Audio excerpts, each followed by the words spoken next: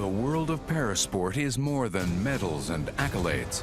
Join hosts Greg Westlake and Travis Murao as they delve deeper and examine the important issues impacting sport. This is Beyond the Field.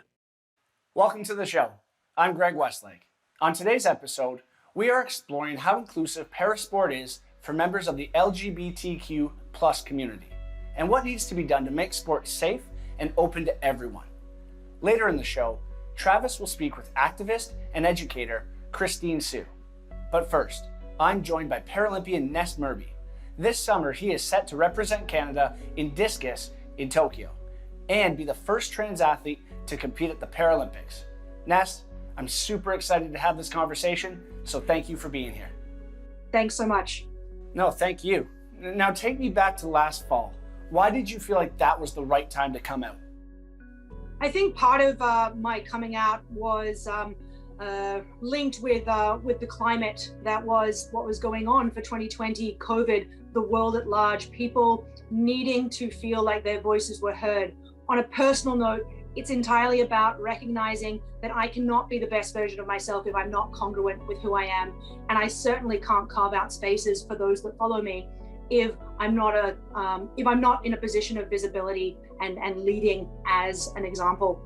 Well, as I mentioned off the top, you were on the verge of becoming the first trans athlete to compete at the Paralympics.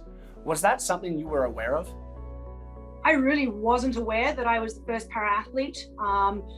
Part of coming out is about a personal journey. And so I wasn't looking to see where I fit in the world. More so, I was looking for the world to meet me where I was at. Who I am is who I am. And I'm hoping that with that, it will provide others with the strength to feel comfortable in who they are. I think that's great. Now, have you gotten a lot of support from the parasport world, or have you faced any criticism there? I haven't faced direct criticism, but I certainly haven't faced advertent support either. And with that in mind, that messaging tells me that we do not have a culture within sport, within our organizations, that is inclusive, that is recognizing that we're all individuals. The silence is actually deafening, and it sends a message to me that we are not in the place that I would like us to be. And I'm certainly not done fighting, I'm just getting started. So how do we let athletes be their full selves? Does it come from organizational change, or does it come down to the athlete themselves raising their hand and speaking their truth? Advocacy is exhausting. Asking those who are in the segregated group or the oppressed group to constantly advocate and self-advocate is a tiring task. Messaging needs to be coming from all of the organizations that are doing the speaking, that are setting in place the standard, the expectations of our athletes, of our officials, of our staff. We need to be changing the culture within organizations, and the way that that's done is with messaging. There needs to be set in motion, not just a, oh, well, of course, mantra once someone comes out. This needs to be happening all the time so that it is not a coming out so much as a, oh, okay, I actually fit in this realms and I'm just introducing myself. That's a great point. And the more you tell your story, the more it drives this conversation. Are you nervous about facing discrimination moving forward? I was born into an unorthodox world simply by being me. I've faced discrimination from day dot. Part of who I am is recognizing that if I can speak up, it means that I'm taking that off someone else's shoulders who may not feel ready to or able to. And like those who went before me did that and I was able to gain strength from, I believe it's my responsibility to pass that on for the generations who come after me. I've been on the Canadian team since 2015. We've been to various countries of which their jurisdictions vary. And that's okay, except if we're not actually explicitly acknowledging these differences, then where is the safety and the protection for athletes such as myself going into countries where it's illegal to be homosexual, let alone transgender? And if you're going to have athletes traveling to countries, then it needs to be an outright explicit conversation of how we are there for you. And we're not going to actually leave that just to you to deal with. That's a lot of pressure to deal with outside of just competing. And building on that, how are you feeling going into these Tokyo Games? I'll tell you one thing, I do not feel safe. I do not feel safe with my teammates. I do not feel safe with the organizations in general. I haven't had people step up and say, hey, Ness, we're with you. And that makes a difference. That being said, I am proud of who I am.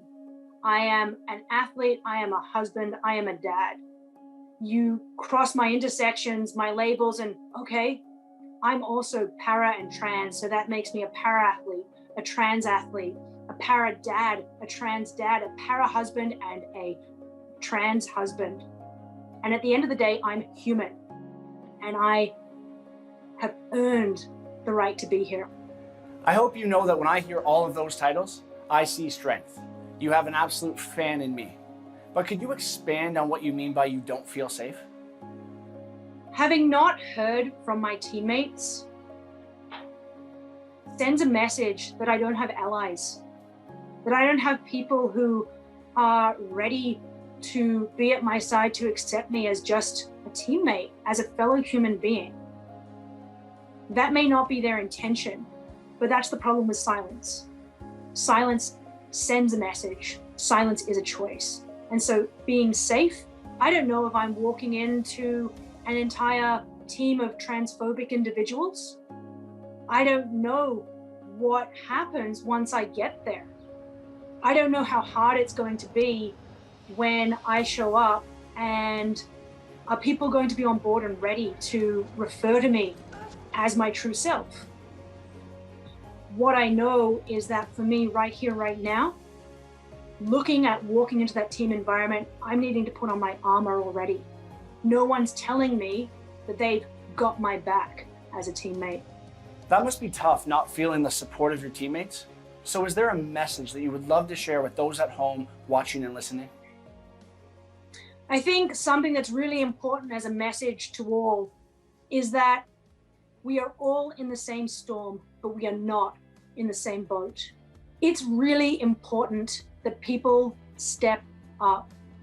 We need more people to be visible, to be speaking out, because that's how we change a culture. I want to make sure that the next person who is out on the Canadian team feels welcomed and feels safe and is provided with those things moving forward, so they are not in the position of going to a country and wondering if they will get out of there alive. My wife and I have been in that position. It is scary, it's terrifying, and asking us to choose between our work and who we are isn't fair and isn't something that we will ever do again. I agree. You should never have to be put in that type of position. Ness, thank you so much for your time. I've learned so much from you sharing your story and talking with me today. I look up to you. If there's anything I can do for you in the future, please let me know. Thanks so much. I really appreciate you giving of your time and your voice. And that's exactly what you can keep doing for all of us. Keep speaking up, keep pushing those explicit conversations, because there is enough space for all of us. And it's people like you who are changing the culture. Thank you. More to come on Beyond the Field. You're watching Beyond the Field. Welcome back. I'm Travis Murao. In our first interview, Greg spoke to Paralympian Ness Murby about his fight for true trans inclusion in Parasport. Our next guest is working towards similar goals as an educator and a consultant. Christine Hsu works with national and Olympic sport organizations advocating for LGBTQ+ inclusion. Christine, it's great to have you on. Thank you for having me. Take me back a bit. What would you say historically have been some of the barriers to inclusion in sport that LGBTQ+ athletes have faced? Yeah, that's a really great question. I'd say that the sports institution and the sports system certainly is no exception to experiencing, all of the different systems of oppression, right? White supremacy, patriarchy, capitalism, colonialism. I'm likely going to continue to name all of them, but certainly those barriers then manifest in specifically that directly impact queer and trans and 2S LGBTQI folks in and around access and access to change rooms, bathrooms, being able to find a space where folks experience that sense of belonging, and not just that, but really at the core of it, being able to feel safer to be able to actually just participate. And I'm wondering if you see those same barriers in place today, or if you've maybe seen some improvement on some fronts. Yeah, great question. I'd say that at large, there's been some movement, I think, because of the pandemic that we all have to endure through.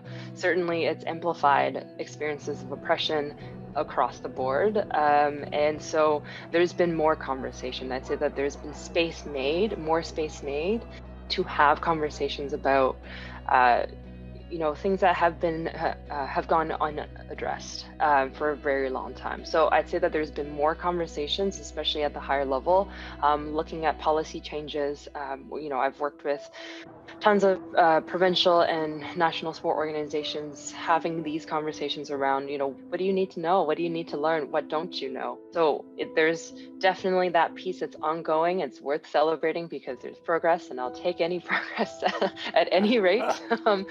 But also recognizing that, I work with a lot of youth as well. And oftentimes that also means that those experiences of trauma are still happening. And I work with adults, and they also recount their stories of trauma that continue to take place, and is very much grounded in reality, is that there's so many people who still don't have access to all of their needs to be met. So, progress, but still a problem. Now, talking about athletes who are outside of the norm or atypical, Parasport is just full of them. I mean, every athlete with a disability is different. So, do you think that creates maybe a more welcoming environment for LGBTQ plus athletes, or do you think they still face a lot of the same barriers? I'm certainly gonna sit in the both and situation here. As a non-binary person, opposite is always like a weird word for me. I'd say it's a both and, in the sense that I think with any communities that are pushed to the margins, that have experience of oppression of any type, I think there often is more space and an ability to then be able to empathize with other folks who have experienced harm. So it's a both and, in the sense that if the approach is very much single identity based within a parasport environment, because like I said, the sports institutions and systems are not an exception to these systemic forces, there can very much be more harm done. Unfortunately, white supremacy pushes people into these singular categories of identities, as opposed to really seeing people as holistic humans who experience all types of experiences, and oftentimes systemic oppressions simultaneously happen, right? Again, going back to that both and conversation around, there is potential for these conversations. And I can absolutely still see that cissexism, transphobia, anti-trans rhetoric, homophobia, biphobia, all of those things can still very much exist in a space that already centers inclusion, but physical inclusion more than the other types of identities that require that expansiveness of inclusion beyond just the physicality. So that for now. No, that's a great answer, and that's kind of what I was thinking as well. I mean, in my experience, I've seen the parasport world be so welcoming and inclusive to new athletes, but there's still a lot of work to be done on LGBTQ plus inclusion. I mean, even something as simple as removing homophobic and transphobic language from people in my generation. I mean, until we do get better, what advice would you give to a young athlete who's maybe struggling, not feeling welcomed in the sport that they love? there'd be so many things I would say. I'd say that number one is that they're not alone, and that there are people who do care and want to support. Oftentimes, unfortunately, they just don't have enough information to be able to support to the best of abilities. But that number one, they're not alone. Two is that their struggles do not have to be the center of their identities, and in that's the other piece, is that oftentimes we're so forced into being activists because of our experiences being somehow different and out of the norm from the systems that we operate in. And so, that's the other piece. So, on the one hand, yes, do that work, speak out, be loud, because there's always going to be somebody who's listening, who's paying attention, and they may not reach out or communicate right away, but that it is having an impact. Both and, yes, and, all comes back down to that self-compassion piece of please do rest. No, I love that piece of it, because as a minority athlete, I sometimes feel a lot of responsibility to represent Asians in such a white-dominated sports. And I mean, it can be exhausting doing that advocacy work while still trying to stay at the top of my game physically. Now, in our first interview, Ness Murby mentioned that since he came out as trans, he really hasn't felt the support from his fellow athletes. What advice would you give to an athlete who maybe wants to be an ally but isn't sure how to do it correctly? So a couple of pieces of advice. Knowing that allyship is action-oriented, so it has to be grounded in action. Do the work of learning, do the work of listening. Do not take for granted for when people call you out, call you in, letting you know that you've made a mistake, because unfortunately mistakes are bound to happen. Yeah, that's a great point. I mean, I think a lot of times out of fear of saying the wrong thing or offending someone, we choose to say nothing. And as we've learned, that can be really harmful too. I'd like to thank you so much for coming on today. I mean, I think the work that you're doing is really important and really great. And thank you so much for sharing. Thank you so much for having me. It's been an honor to be able to speak. Beyond the Field will return. You're watching Beyond the Field. Welcome back. I'm Greg Westlake. I'm joined by my co-host, Travis Murao. Today, we discuss LGBTQ+ inclusion in parasport. We both learned so much in our discussions with Christine Hsu and Ness Murby. I learned that there is still so much more support we can provide. Travis, what stood out to you?